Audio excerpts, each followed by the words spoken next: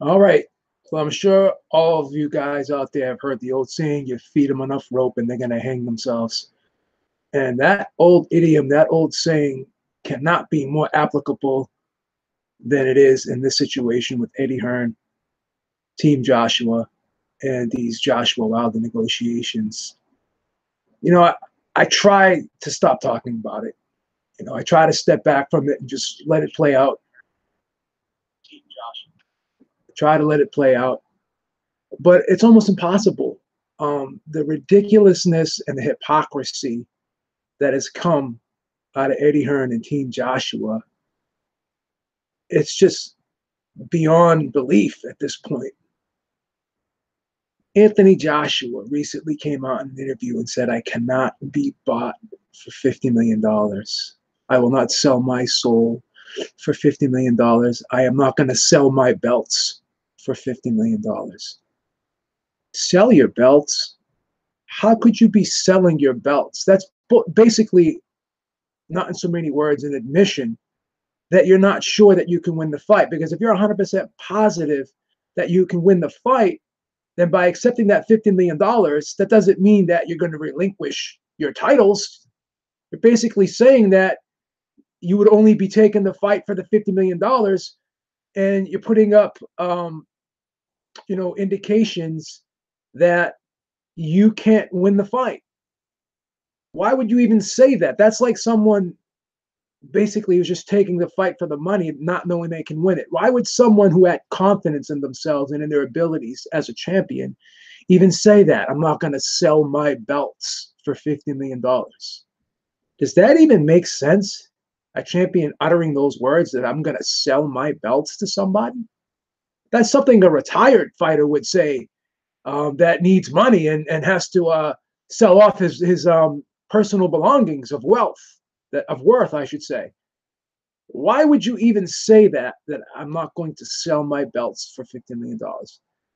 This just goes to show you what I said before. And it's not about me being right. It's just about common sense. Obviously, both sides, there's been, contradictory statements. There's been some hypocrisy on both sides. And both sides are guilty of kind of stalling here and there. I'm not on board with, Shelly Finkel saying that you have 24 hours to respond, but that was pretty obvious that it was more of a pressure tactic. But a fighter saying that if you give me $50 million and I'll take the fight tomorrow, going back on a statement like that, and on top of that, being offered a 50-50 split. So the upside for Anthony Joshua is anywhere in between $60 and $70 million, which would be unprecedented. A $50 million guarantee would be unprecedented for a heavyweight fight, as everyone knows. So, and Eddie Hearn, has said, we're not just going to, allow them to control us, take control of this whole promotion just by them putting up the money of $50 million.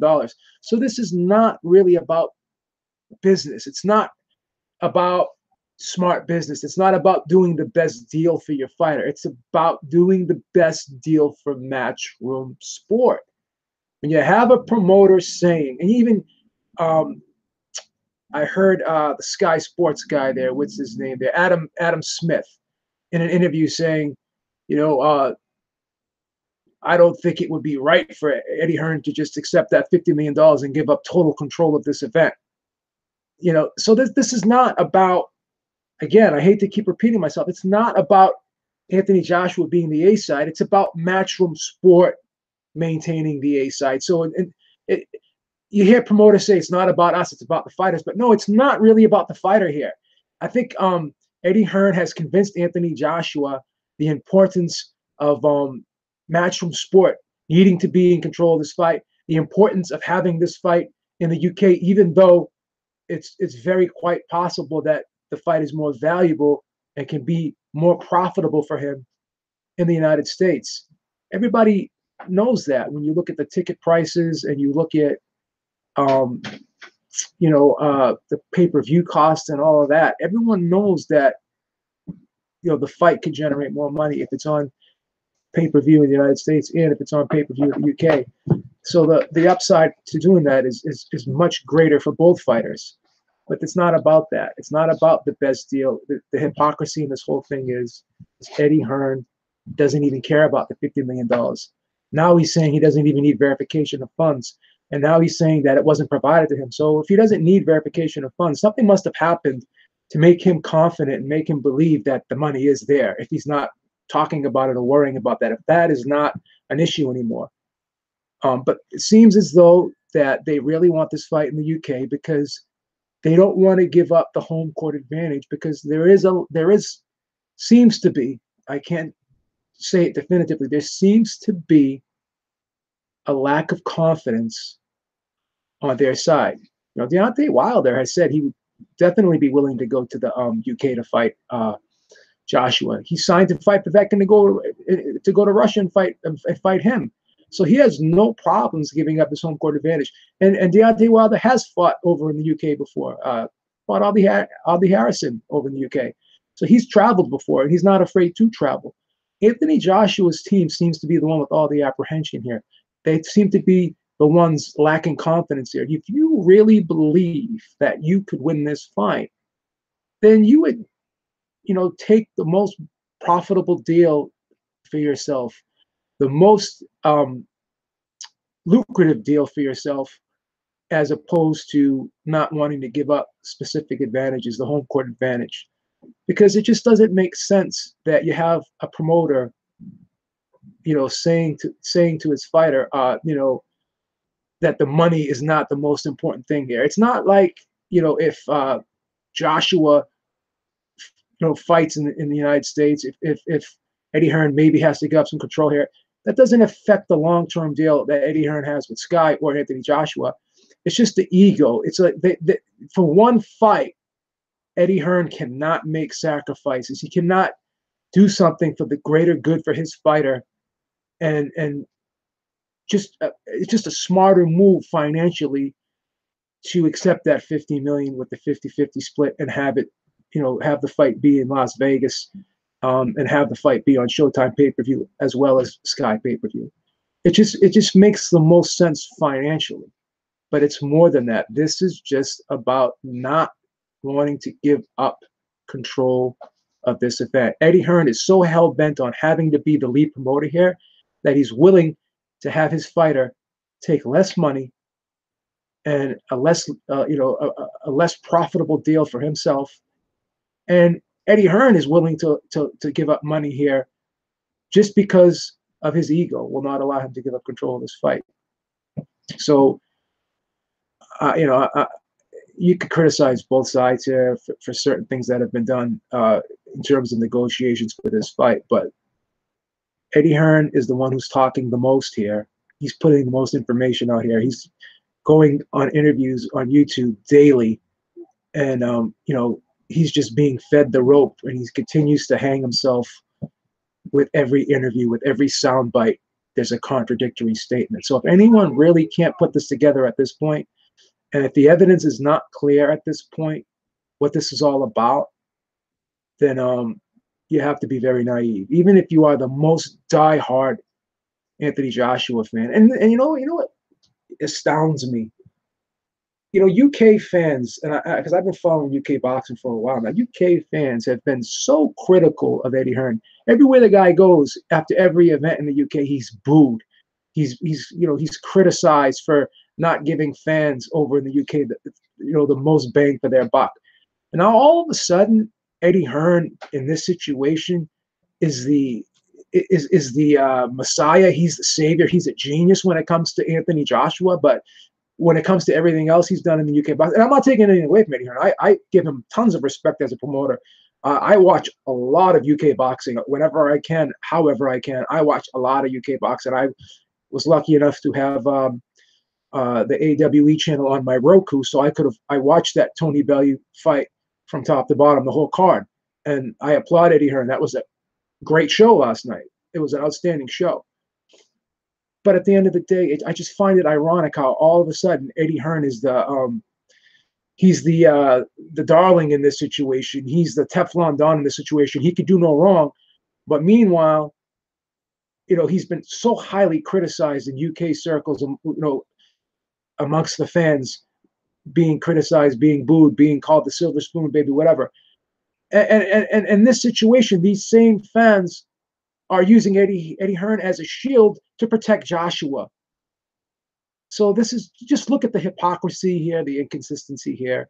It's pretty obvious what's going on here, and I cannot make it any more clearer. All you have to do is just look at the empirical data, just look at the videos, listen to the interviews, listen to the sound bites, and that's what it's all about. Like, why does this fight?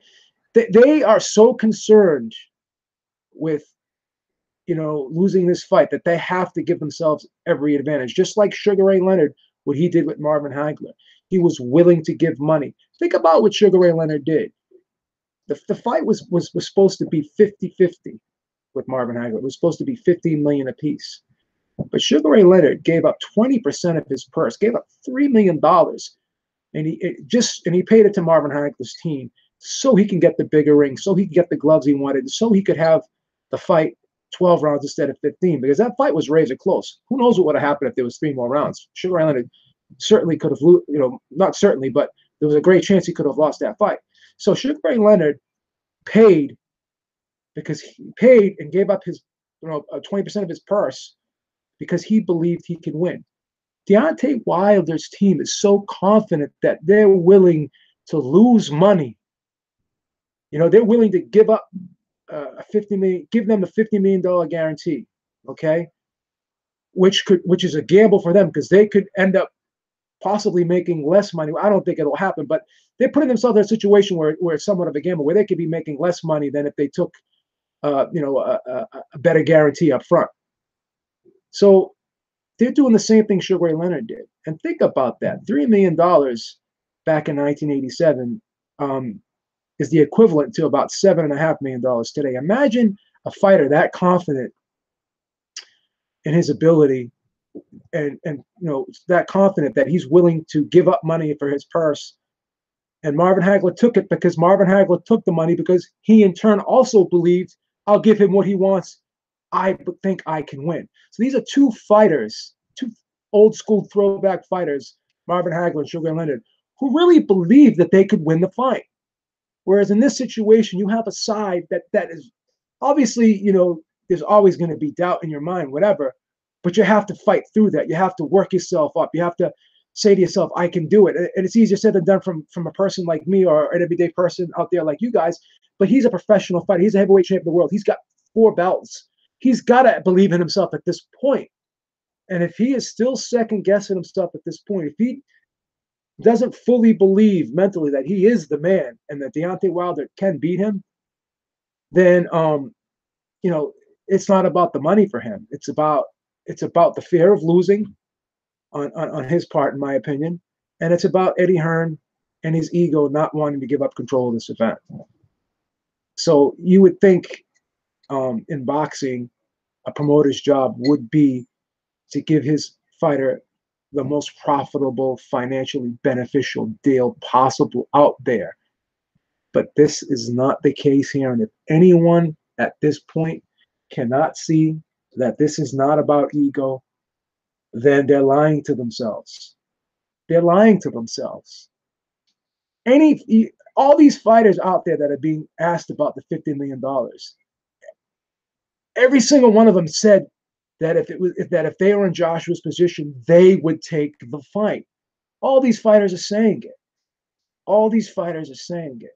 And as I said, there's always going to be non-negotiable deal points that each side wants. And I suspect that Eddie Hearn is concerned about the traveling for Anthony Joshua in terms of the press tour and all that, and also his deal with Sky. Those seem to be easy fixes, in my opinion. But now it's more than that. Now that Eddie Hearn had said that, you know what, if the fight is more profitable in the United States, we have no problem going over there. But now he seems to be backtracking on that. Now Anthony Joshua just does not want to go over to the United States for Deontay Wilder, but he'll go over to the United States for Big Baby Miller. All of a sudden now they don't want to overpay Deontay Wilder, but they wanted to overpay lesser fighters than Deontay Wilder, fighters who were less worthy of being overpaid. But why? because it's confidence. Obviously, they're gonna try to do, you know, the least risk, regardless. Now it's not even. I can't even say this is a risk reward because they're definitely going to be compensated for the risk here with a $50 million guarantee and a 50-50 split with an upside to make $60 or $70 million. Think about that. They're so concerned about losing their position. They're so concerned about being the B side here. Anthony Joshua is not the B side in name, but Matchroom Sport could be relegated to the B side of the promotion here if they accept the terms, because the A side in terms of promoters is always going to be the side that puts up the most money. Like Deontay Wilder's team lost that purse bid to Povetkin, and everyone's like, "Oh, well, they couldn't, win a purse bid with Alexander Povetkin." Yeah, because Alexander Povetkin is not Anthony Joshua. So okay, so they're admitting Anthony Joshua is the A side here, and then you hear Eddie Hearn, "Oh, well, we're not going to whore out Anthony Joshua's name." That's part of being the A side. The A side's name is supposed to carry the weight of the promotion. They're the driving force behind the promotion. So this just is ridiculous how they're trying to reinvent the wheel all of a sudden for this particular situation. The A side is always the name that's going to be used first and foremost. That's why they're first on the bill. So of course they're going to use Anthony Joshua's name. So when you try to compare an Alexander Povetkin purse bid to a Deontay Wilder Anthony Joshua fight, that is apples and oranges, because they're giving you the credit, and they're complimenting Team Joshua and Eddie Hearn for how big they have been able to build Anthony Joshua's name. And of course they're going to want to benefit off that, but they're paying handsomely to do so. Like anything else, like I said before, it's like Nike paid Michael Jordan over $1 billion to use his name. Why? Because it was financially beneficial for both sides. So Team Joshua is willing to bite off their nose to spite the rest of their face in this situation. And if you cannot see that, then you're just totally oblivious to freaking logic. Okay? It's not about one side being right and one side being wrong. This is about common sense. This is about common sense. Imagine somebody telling you that if you had a job and they're going to increase your salary by 2.5 times what it is already. Imagine that. And Anthony Joshua, imagine him having the chance to make $70 million. What fighter in their right mind would pass that up? And there's only one explanation to not accept the deal. And it's they don't believe that they can win the fight. There is a great enough deal of doubt there that is holding them back. Okay? Because the reward, I should say, is definitely worth the risk in this situation. It was for Marvin Hagler. It was for Sugar Ray Leonard. It was for Mike Tyson. It was for Evander Holyfield. Okay? It was for Mike Tyson. It was for Lennox Lewis.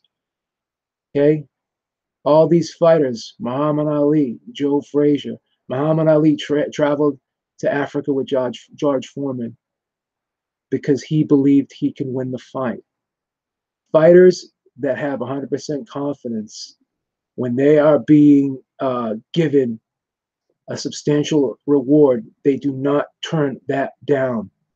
You have a short window in this sport of boxing. Who's to say that Anthony Joshua can't get tagged by Alexander Povetkin? Alexander Povetkin is a heavy-handed guy. He's a hard puncher.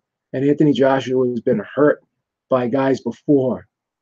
And it looked as though he was going to be stopped against Dillian Whyte. It looked as though he's going to be stopped against Vladimir Klitschko. This is a division, unlike the lighter weight classes, where one punch changes everything. So you're willing to throw away $70 million and risk that with a lesser opponent for less money than accept this fight with Deontay Wilder. You guys really need to think about this take, be objective. Again, I am not going to sit here and say that, Team Wilder has been perfect throughout these whole negotiations. They did cancel 2 meetings. I wasn't on board with that. Yes, the 24-hour deadline, I wasn't on board with that. But if I'm going to sit here and look at both sides, and if you ask me who is more of a deterrent, I'm going to tell you Team Hearn. If you're going to ask me who's been more hypocritical, I'm going to tell you Team Joshua. It's not even Team Hearn. I'm saying Team Hearn because Hearn wants to be the focal point here, but he's not. I'm going to tell you it's Team Joshua. Team Joshua has been more hypocritical. They've been on record contradicting themselves more. And they're the ones that are looking the worse for wear here in terms of credibility, in my opinion.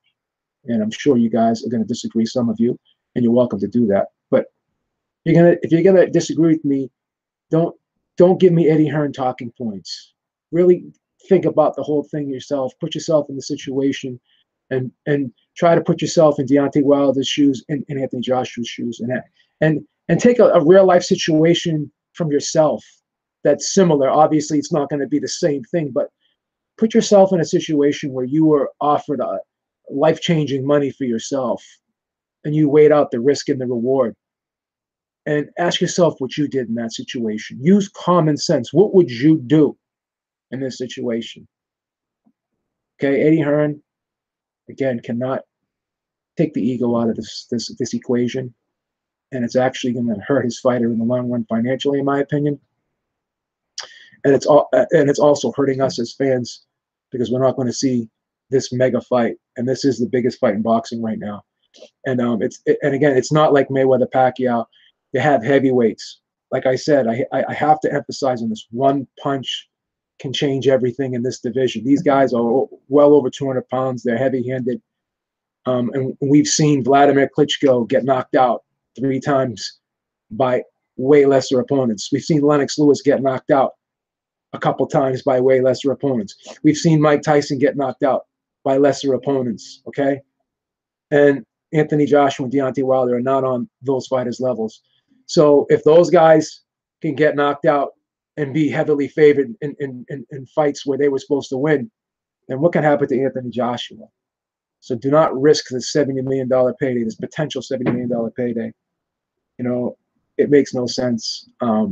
So people are saying, yeah, Hearn said he's interested in the offer, but if he's interested in the offer, then why does he keep saying things like, well, we're not going to sell our soul, we're not going to give up control? That, he's basically telling you that he's interested, but he's not convincing us that he's interested. He's saying the words, but his actions and things he's saying after that are kind of questionable. And they're causing me to have doubt, and they're causing people out there to have doubt. Do they really want this fight? Okay. And now they're willing to counteroffer, and now they're willing to give Deontay Wilder a portion of the split, and now they're willing to increase the $12.5 million guarantee. And they're willing to do that because if they do those things, they feel they can still maintain control of the event. So this is just about the event. Okay, so that's what it's about. All right. It's pretty simple, and if you can't figure it out, I don't know what to tell you. Until next time, guys, Beeb is out. Talk to y'all soon. We'll talk more about this on the Inside Reporter podcast today at 7 p.m. Eastern Time. Talk to y'all soon. Peace.